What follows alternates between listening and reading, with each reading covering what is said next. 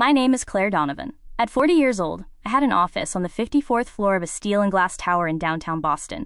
An office where the city spread out beneath me like a circuit board, humming with a power that I too could wield. My name was on the letterhead of one of the most ruthless and successful corporate law firms in the country. I wore tailored suits that cost more than my first car, and I could dismantle a witness on the stand with a single, perfectly aimed question. I was a success. I was also a ghost, haunting the shell of a life I had built for everyone but myself. For 15 years, I had sacrificed my own soul, piece by piece, to a promise made in the sterile, antiseptic-smelling quiet of a hospital waiting room. I had traded my dreams for my family's survival, my conscience for their comfort. When the time came that I could no longer pay that price, when I finally chose to draw a line in the sand, I learned a brutal lesson. The family I had given everything to protect did not love me. They loved what I provided. This is the story of how I lost a life I never wanted, and found a purpose I had long since forgotten. It is the story of my fall, my free fall, and the slow, arduous, and ultimately triumphant discovery that the only foundation worth building on is one's own integrity. My day began before the sun rose over Boston Harbor, the first gray light illuminating the sharp, minimalist lines of my condo. The view was spectacular, a panoramic vista of the city I had conquered, but I rarely noticed it. My mornings were a ritual of efficiency. A 20-minute workout on the Peloton, a protein shake, a quick scan of the financial news, and then the selection of my armor for the day. A perfectly tailored suit of charcoal gray or navy blue, a silk blouse, and heels that clicked with an authoritative rhythm on the polished marble floors of my building. The firm of Sterling, Croft & Dunn was not a place for the faint of heart. It was a Shark Tank, a high-stakes arena where morality was a liability, and victory was the only metric of worth. Our clients were massive, faceless corporations, pharmaceutical giants, investment banks, construction conglomerates. Our job was to protect them, to insulate them from the consequences of their actions. We were the legal firewall that stood between their profits and the messy, inconvenient claims of the people they sometimes harmed. And I was very, very good at my job. My office, the coveted corner office with its floor-to-ceiling windows, was a testament to that skill. It was a space of cool, controlled elegance, a sleek mahogany desk, abstract art on the walls, and a single, perfect orchid that was replaced by a florist every Monday morning. It was a space designed to intimidate, to project an aura of unassailable power. It was also the loneliest place on earth. I would sit at that desk, surrounded by the trappings of my success, and feel a profound, soul-deep emptiness. I would look at my reflection in the dark glass of the window at night and see a stranger staring back, her eyes holding a weariness that my expensive skincare regimen couldn't hide. This was not the woman I had set out to be. The woman I had set out to be was 22 years old, graduating top of her class from Harvard Law, her heart burning with a righteous fire. That Claire Donovan had interned with the ACLU. She had spent a summer in The Hague working on international human rights tribunals. Her dream was to fight for the powerless, to be a voice for the voiceless. That Claire Donovan would have looked at the woman in the corner office with contempt. She would have called her a sellout, a traitor to the very principles the law was meant to uphold. And she would have been right. The pivot, the moment my life diverged onto this entirely different track, happened on a Tuesday afternoon in July 15 years ago. It was a day of brilliant, unforgiving summer heat. My father, Frank Donovan, was a man built of grit and optimism. He was a master carpenter who ran a small, non-union construction business with a handful of loyal employees. He was a man who believed in the power of a handshake and the integrity of a day's hard work. He was 52 years old, strong as an ox, and he was my hero. He was working on a small commercial building project, supervising his crew on the third-floor framing. The general contractor, a large, well-known company, had been cutting corners to stay on schedule and under budget. They had neglected to install the required temporary safety railings. It was a small detail, a line item on a long checklist, easily overlooked. My father, trusting in the system, hadn't made a fuss. He was reaching for a chalk line when he lost his footing. There was nothing to grab, nothing to stop his fall. He fell 30 feet and landed on a pile of discarded steel rebar. The phone call came to me in the law library, where I was studying for the bar exam. The words were a jumble, a chaotic rush of sound from my hysterical mother. Frank, an accident. The hospital. It's bad, Claire, it's so bad. It was worse than bad. He had survived, but his spine was shattered. He would never walk again. His life, a life defined by physical strength and skilled hands, was over in the instant it took to fall 3 stories. The weeks that followed were a descent into a new kind of hell. The hospital became our second home, a world of sterile smells, hushed voices, and the quiet, rhythmic beeping of machines. My father, a man who had never been sick a day in his life, was now a prisoner in his own body, his face a mask of pain and a bewildered, frustrated rage. And then the bills started coming. The surgeries, the specialists, the intensive care, the the experimental therapies. The costs were astronomical. My father, as a small business owner, had only a basic health insurance plan with a high deductible and a depressingly low lifetime cap. We hit that cap within a month. His business, the one he had built from the ground up, crumbled. His employees, men he had worked with for years, had to be let go. My mother, who had been a homemaker her entire life, was completely unprepared to handle the financial devastation. She would sit at the kitchen table for hours, surrounded by a mountain of white envelopes, her body shaking with silent, terrified sobs. My younger brother, Sean, who was just starting his sophomore year of college, was a ghost in the house, his youthful optimism replaced by a sullen, helpless anger. The weight of it all fell on me. The dream of a low-paying, high-minded career in human rights law now seemed like a childish, unaffordable luxury. My family was drowning, and I was the only one who knew how to swim in the treacherous waters that were about to consume us. I passed the bar, and I started looking for a job. Not at the ACLU, not at a legal aid society. I looked for the highest-paying job a newly minted lawyer could get. I interviewed with a dozen corporate firms, my stomach churning with a mixture of guilt and grim determination. I was good. I was Harvard-educated, sharp, and hungry, and Sterling Crofton Dunn saw that.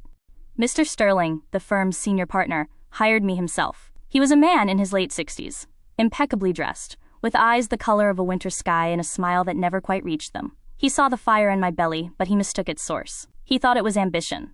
It was desperation. "We don't practice law here, Ms. Donovan," he told me in my final interview, his voice a smooth, confident purr. "We win. That's all that matters." "Can you win?" "Yes, sir," I said, the words feeling like a betrayal on my tongue. "I can win." And so I did. For 15 years, I won. I won motions to dismiss cases for injured workers. I won summary judgments for pharmaceutical companies whose drugs had unforeseen side effects. I won appeals for investment banks accused of fraud. Each victory was a fresh deposit into my family's bank account. Each win paid for my father's round-the-clock nursing care, for the mortgage on their house, for Sean's college tuition, and eventually, for the down payment on his own first home.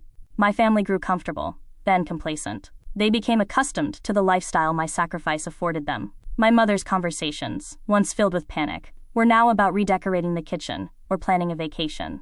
Sean, who had struggled to find his footing after college, now worked in a vague sales job and drove a car I had co-signed for.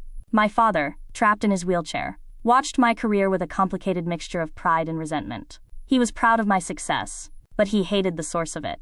He hated that his daughter was now one of them, a high-priced corporate shark who helped companies like the one that had ruined his life. We never spoke of it, but the unspoken truth was a constant, low-level hum in the space between us. I was the golden goose, the engine of the Donovan family's renewed prosperity, and they were all too happy to collect the golden eggs, never asking about the cost to the goose herself. The cost was my soul. With every case I won, a small piece of the idealistic young woman I had once been withered and died. I justified it to myself with a mantra I would repeat in the dark hours of the night. It's for them. It's for my family. This is what love looks like. It was a lie, of course. It wasn't love. It was a gilded cage, and I had locked myself inside, believing it was the only way to keep my family safe. I had forgotten that a cage, no matter how beautiful, is still a prison. The case that would ultimately shatter my gilded cage landed on my desk on a gray Monday morning in November. It arrived in 4 large, accordion-style file folders, their weight a familiar and unwelcome burden in my hands. The case name was Nax Miller et al. Versus Titan Construction. I didn't need to read the summary to know what it was about. Titan was one of our biggest clients, a construction behemoth with a reputation for aggressive expansion and a long, checkered history of safety violations. Mr. Sterling himself brought the files to my office, a rare occurrence that signaled the case's importance. He placed them on my desk with a soft, definitive thud. "Miller versus Titan," he said, his voice casual, as if he were discussing the weather. "A nuisance suit. Some framing fell at their new downtown high-rise project. A few of the workers were, unfortunately, in the wrong place at the wrong time." I opened the top folder. The first thing I saw was a series of glossy, high-resolution photographs, twisted steel, splintered wood, and the dark, ominous stains of blood on concrete. A few of the workers was an understatement. There were 4 plaintiffs. The lead plaintiff, a man named David Miller, had suffered injuries almost identical to my father's. A fall from a collapsed scaffold, a shattered vertebra, a life irrevocably altered. A cold, familiar dread began to creep up my spine. I flipped through the preliminary incident report. The cause of the collapse was a catastrophic failure of a support beam, a beam that the plaintiff's engineering expert claimed was substandard, a cheaper-grade steel used to cut costs. "It looks serious," I said, my voice carefully neutral. "It's messy," Sterling corrected me, "but manageable. Their lawyer is a young, Idealistic ambulance chaser. He's made a critical error in his filing. He missed the statute of limitations for a key claim by 2 days. A simple procedural error. He tapped a single, highlighted document in the file. File a motion to dismiss, based on that. It will gut their entire case. The rest of the claims are weak. They'll be forced to settle for pennies or drop it altogether. Make it go away, Claire. Quietly and quickly. He saw it as a routine kill, a simple execution based on a technicality. But as I looked at the photograph of David Miller, a man in his early 50s, with kind eyes and a work-worn face, a man who looked so much like my own father, I felt something shift inside me. This wasn't a case file. This was a life. This was a family, just like mine, whose world had been shattered by corporate negligence. For 15 years, I had managed to maintain a professional distance from my cases. I had compartmentalized, focusing on the legal arguments, the precedents, the strategy, while consciously ignoring the human cost. But this case was different. This case was a mirror, reflecting back at me the very tragedy that had set me on this path. The parallels were so stark, so brutally clear, that there was no room for compartmentalization. I spent the next few days trying to find another way. I immersed myself in the case files, looking for an alternative strategy, a path that would allow me to serve my client without completely destroying the lives of these injured men. I argued with Sterling in a closed-door meeting, suggesting we offer a reasonable, confidential settlement. Absolutely not, he said, his voice sharp and cold. We do not reward sloppy lawyering. We punish it. A settlement implies guilt, and we are never guilty. This is a teachable moment for the plaintiff's bar. File the motion, Claire. That's an order, not a suggestion. That week, I lived a double life. By day, I was the cool, competent corporate attorney, going through the motions, drafting the preliminary arguments for the motion to dismiss. But by night, I was haunted. I would sit in my silent, empty condo, the case files spread out across my dining room table, and I would read the depositions of the workers. David Miller's wife described the moment she got the call, her words a raw, visceral echo of my own mother's panicked voice 15 years ago. She spoke of their shared dreams, a small fishing boat, a trip to see the Grand Canyon, all of it erased in an instant. The other plaintiffs told similar stories of lives derailed, of chronic pain, of financial ruin, of the quiet daily humiliation of a body that no longer obeyed. I started having nightmares. I would dream I was back in that hospital waiting room, the smell of antiseptic filling my lungs. I would see my father's face, pale and broken against the white pillow. Then his face would morph into David Miller's. I would wake up in a cold sweat, my heart hammering against my ribs. The ghosts of my past were colliding with the demands of my present, and I was being crushed between them. I began to feel physically ill. I lost my appetite. I couldn't sleep. The reflection in the mirror showed a woman with dark circles under her eyes, her face pale and drawn. The expensive suit could no longer hide the fact that I was breaking apart from the inside. I knew I was standing at a crossroads. Down one path was the life I had built, the financial security for my family, the career, the corner office. All I had to do was file the motion. All I had to do was win, one more time. Down the other path was nothing, an empty void, but it was a void that held the possibility of a clear conscience. I made my decision on a Friday afternoon, after a long, sleepless night spent staring at my ceiling. I walked into Mr. Sterling's office and closed the door behind me. He was on the phone, but he ended the call when he saw the look on my face. I trust your motion is ready to be filed, he said, not a question, but a statement of fact. No, I said, my voice quiet but steady. It's not. I sat down in the leather chair opposite his desk, the same chair where I had accepted his job offer 15 years ago. I've reviewed the case, Mr. Sterling. The evidence of negligence on the part of Titan Construction is overwhelming. The only reason we can win this is because of a procedural error made by an overworked, under-resourced lawyer. It is not just. Sterling stared at me, his expression a mixture of disbelief and irritation, as if a particularly expensive piece of office equipment had suddenly started malfunctioning. Justice is not our business, Claire. Winning is our business. You know this. I can't do it, I said, the words feeling like the first truly honest thing I had said in years. My father, his accident was almost identical to this. I know what these families are going through. To use a technicality to deny them any chance of compensation, it's a line I can no longer cross. His disbelief hardened into a cold, contemptuous fury. He stood up and leaned over his desk, his voice a low, dangerous growl. Let me be perfectly clear, Claire. You are a tool of this firm. A very effective, very well-compensated tool. But a tool does not develop a conscience. A tool does its job. You will file that motion by the end of the day, or you will clear out your desk. I stood up, a strange, terrifying sense of calm washing over me. The war inside was finally over. Then I'll clear out my desk, I said. For a long moment he just stared at me, his cold blue eyes searching for a weakness, a flicker of doubt. He found none. He simply nodded, A curt, dismissive gesture. "You're a fool, Claire," he said, his voice flat and final. "You're throwing away a brilliant career for a moment of sentimental, self-indulgent idealism. Don't expect a letter of recommendation." I walked out of his office, leaving the 4 case files for Miller et al. Versus Titan Construction sitting on the edge of his pristine mahogany desk. As I walked through the hushed, carpeted hallways of the firm, I felt the weight of 15 years begin to lift from my shoulders. I was terrified. I was unemployed. I was about to face the wrath of my entire family. But for the first time in a very long time, I was free. The hours that followed my resignation were a surreal, out-of-body experience.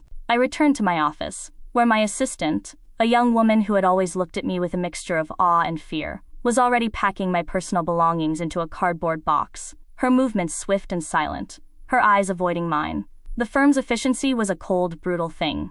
News traveled at the speed of light. By the time I took the elevator down to the lobby for the last time, I was already a ghost. Colleagues I had worked with for years, people with whom I had shared battlefield camaraderie and late-night trial preps, averted their gaze as I passed, their faces shuttered and blank. I was no longer one of them. My moral stand was a contagion they couldn't risk catching.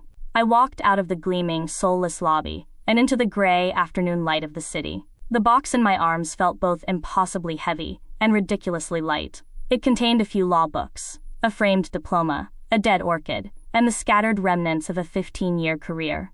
I took a cab back to my condo, the city flashing by in a blur. The hardest part was still ahead of me. I had to tell my family. I rehearsed the conversation in my head, trying to find the right words to explain a decision that I knew, on a gut level, they would never understand. I decided to do it in person. I drove to my parents' house, the same suburban colonial my salary had kept them in for over a decade. They were in the living room, my father in his motorized wheelchair watching a baseball game, my mother reading a magazine. My brother Sean was there too, having stopped by on his way home from work. The scene was one of perfect, placid domesticity, a fragile peace bought and paid for by my moral compromises. I told them simply, without drama, I quit my job today. The silence that followed was heavy and absolute. The only sound was the faint chatter of the baseball announcers on the television. My mother was the first to speak, her voice a thin, reedy whisper.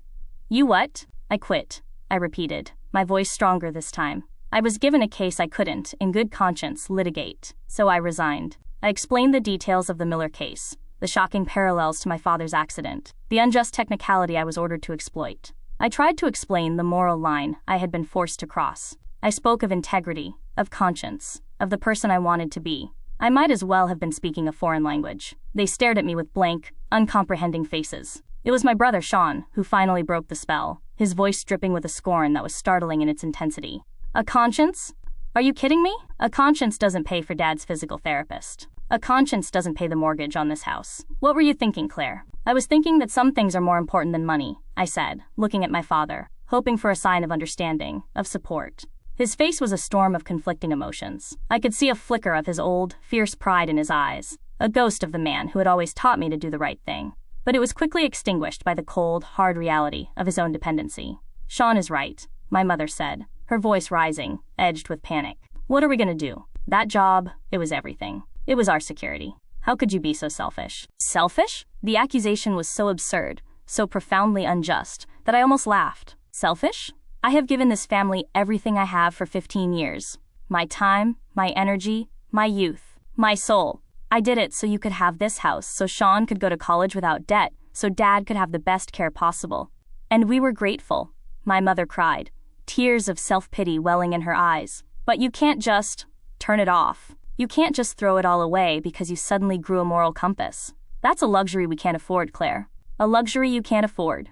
It was a foolish, idealistic thing to do, Claire, my father said finally, his voice heavy and defeated. He wouldn't look at me. He just stared at the muted television screen, at the silent, ghost-like figures of the baseball players. "Your mother is right. You should have just done your job."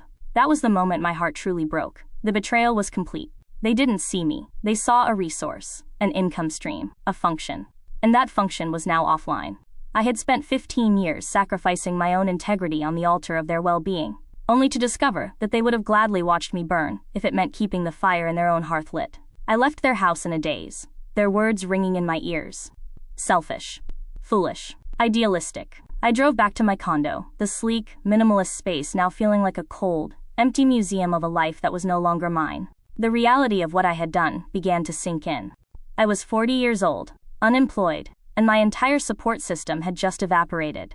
The professional consequences were swift and brutal. Mr. Sterling was true to his word. I was blackballed. My calls to legal headhunters, people who had been courting me for years, were met with polite, evasive brush-offs. My name, once a mark of excellence, was now toxic. I had committed the cardinal sin of the corporate world. I had chosen a principle over a profit. My savings, which seemed substantial, began to dwindle at an alarming rate. The mortgage on my condo, the property taxes, the maintenance fees, the costs of maintaining my gilded cage were astronomical. Within a few months, I knew I couldn't afford to stay. I put the condo on the market and started looking for a small rental apartment. My identity, so tightly woven into my career, began to unravel. For 2 decades, I had been Claire Donovan the lawyer. When people asked me what I did, it was a simple, impressive answer. Now, I was just Claire, and I had no idea who that was. I hit rock bottom on a rainy afternoon in February. I was sitting in a small cafe, nursing a single cup of coffee for 2 hours, when a group of my former colleagues from Sterling Croft and Dunn walked in. They were laughing, dressed in their expensive suits, radiating an aura of power and purpose. One of them, a woman I had mentored, made direct eye contact with me. I saw a flicker of recognition, a moment of hesitation, and then she turned away, pretending she hadn't seen me. In that moment, I felt completely and utterly invisible. I went home to my new, small, dark apartment, and I fell apart. I curled up on my secondhand sofa and sobbed. A raw, gut-wrenching grief for the life I had lost, for the family that had abandoned me, and for the idealistic young woman I had betrayed all those years ago. Was my family right? Had I been a fool? Was a clear conscience just a consolation prize for losers? Lying there in the dark, with the sound of the rain against the window, I truly, for the first time, did not know the answer. After weeks of drifting in a fog of unemployment and self-doubt, I knew I had to do something. I couldn't spend the rest of my life replaying my failures. I needed a purpose, even a small one. One afternoon, while aimlessly scrolling through job listings that I was either overqualified for or blacklisted from, I saw a small, inconspicuous ad on a community bulletin board website. Volunteer lawyers needed.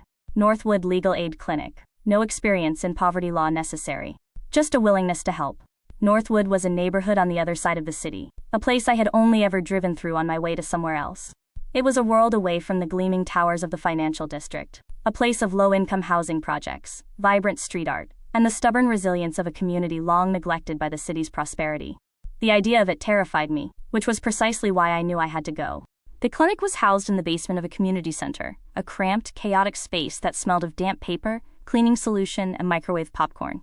The furniture was a mismatched collection of donations, the fluorescent lights hummed with a weary buzz, and the walls were covered with flyers in 3 different languages. It was the absolute antithesis of the serene, mahogany-paneled world of Sterling Croft and Dunn. I was met by the clinic's director, a woman named Maria Flores. She was in her late 50s, with salt and pepper hair pulled back in a tight bun, sharp, intelligent eyes, and an air of perpetual, bone-deep exhaustion. She looked at my resume, her eyebrows shooting up when she saw Harvard Law and my former employer. "Sterling, Croft and Dunn," she said, her voice dry and devoid of admiration. "You're a long way from home, Ms. Donovan. We don't litigate hostile takeovers here.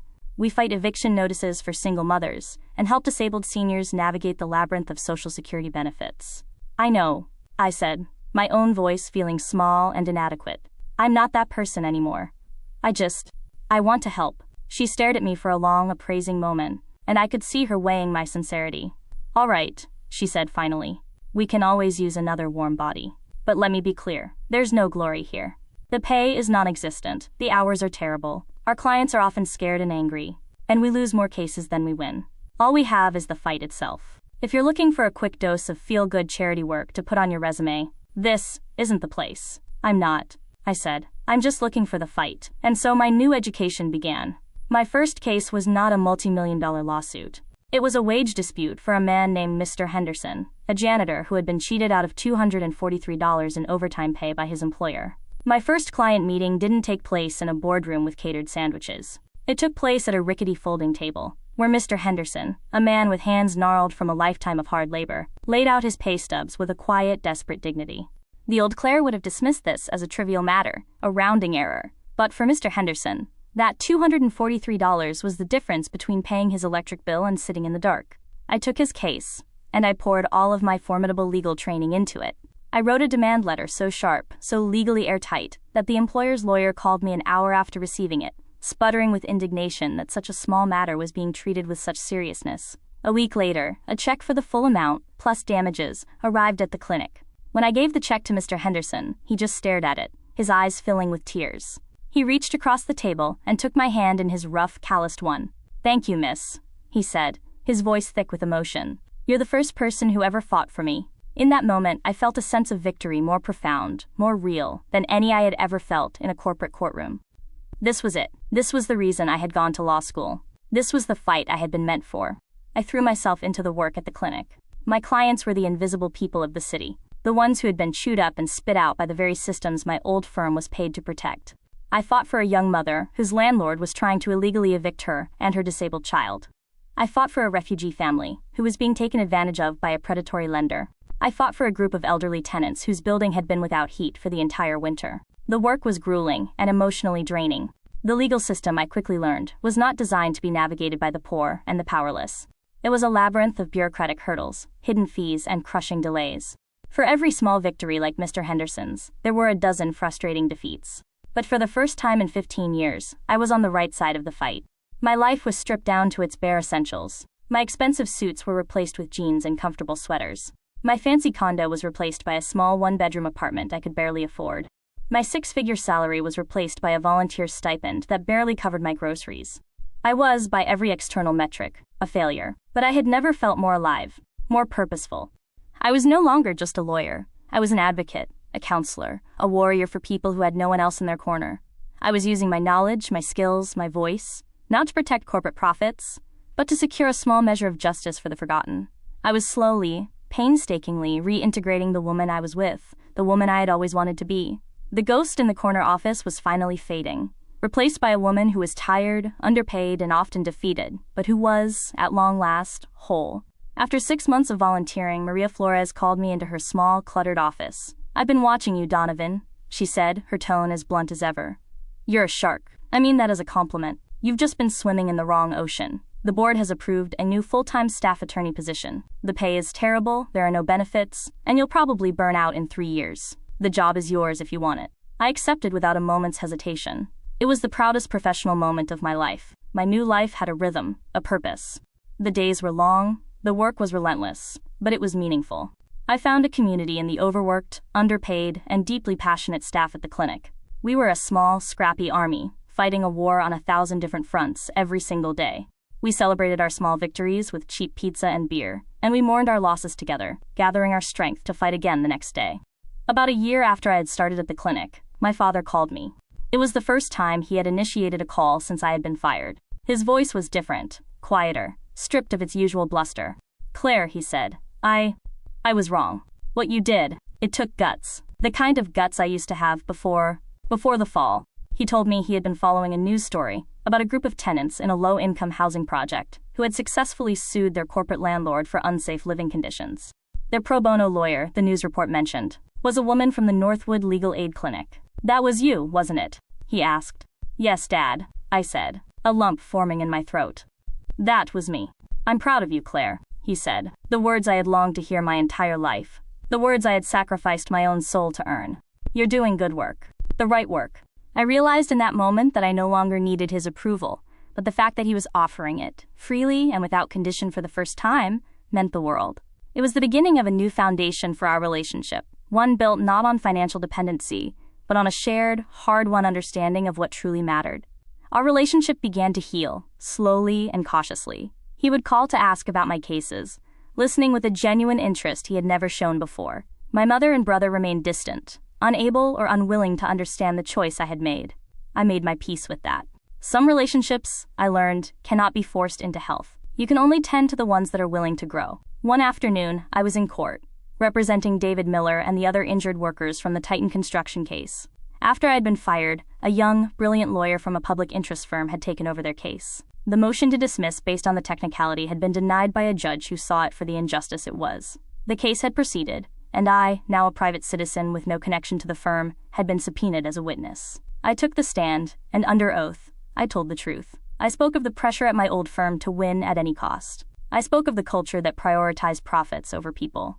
I didn't have to reveal confidential information. I just had to describe the world I had once inhabited. My testimony helped paint a picture of a corporation that believed it was above the law. In the end, the jury found in favor of the workers, awarding them a settlement that was large enough to ensure their lifelong care and financial security. After the verdict was read, I saw David Miller and his wife across the crowded courtroom. He caught my eye and simply nodded, a look of profound, silent gratitude on his face. In that single quiet moment, my entire 15-year journey came full circle. The cycle of pain that had begun with my father's fall had finally been broken by an act of conscience. I don't have a corner office anymore. My apartment doesn't have a view of the city skyline. I don't wear expensive suits or have a name that inspires fear in a courtroom. My life is small, and it is often difficult, but it is my own. I have learned that success isn't measured by the size of your paycheck or the prestige of your title. It is measured by the rightness of the fight. It is measured by the quiet, unshakable peace that comes from knowing you have chosen your own integrity over the gilded cage of other people's expectations. I lost a career, and I lost a family that was built on a fragile, transactional foundation. But in the rubble, I found myself. I found my purpose, and I learned that the most important client you will ever have is your own conscience. It is a client I intend to represent, with honor, and with everything I have, for the rest of my life.